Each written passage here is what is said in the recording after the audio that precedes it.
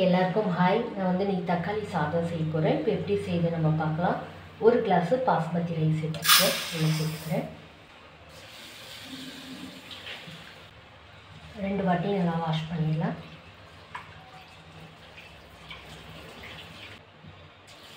இருபது நிமிஷம் ஊறட்டும். 1 டேபிள் ஸ்பூன் எண்ணெய் சேர்க்குறேன். 2 டேபிள் ஸ்பூன் நெய் சேர்க்குறேன்.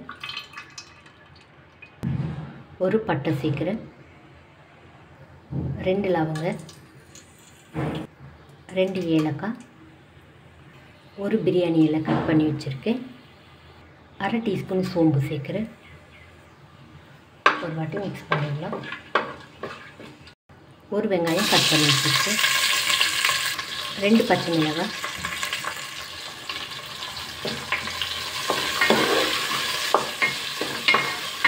வெங்காயம் நல்லா வதங்கி வரைக்கும்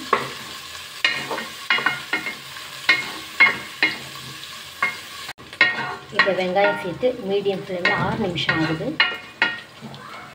2 டீஸ்பூன் இஞ்சி பூண்டு பேஸ்ட்டு சேர்க்குறேன்.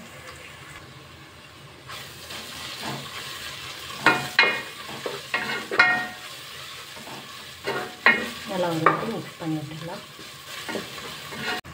1 தக்காளி சேர்க்குறேன், கட் பண்ணி வச்சுருக்கேன். தேவையான உப்பு சேர்த்துடலாம்.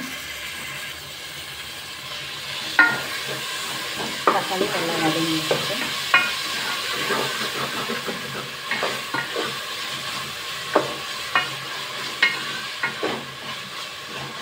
இப்போ தக்காளி சேர்த்து மீடியம் ஃப்ளேமில் 3 நிமிஷம் ஆகுது. தக்காளி நல்லா வதங்கி வந்துருக்கு. 1 டீஸ்பூன் மிளகாய் தூள் சேர்க்குறேன். அரை டீஸ்பூன் கரம் மசாலா, 1/4 டீஸ்பூன் மஞ்சள் தூள் சேர்க்குறேன்.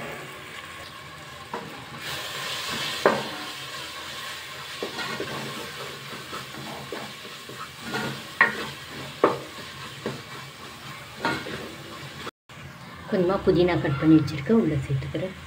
கொஞ்சமாக கொத்தமல்லி,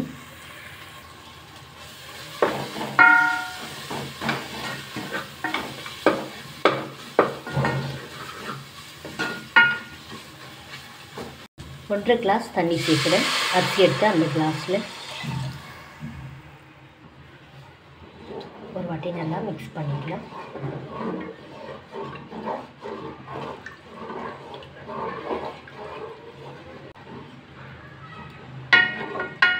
நல்லா ஒரு கொதி வரட்டும். அவ்வளோதான், ஒரு கொதி வந்துச்சு. ரைஸ் உள்ளே சேர்த்துடலாம்.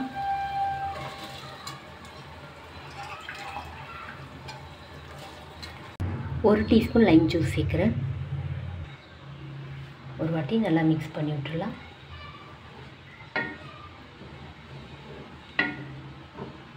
நீங்கள் உப்பெல்லாம் இப்போ செக் பண்ணிக்கலாம். அவ்வளோதான், நான் மூடி போட்டுறேன். சிம்மில் வச்சுருக்கேன். அவ்வளோதான். இப்போ சிம்மில் 13 நிமிஷம் ஆகுது.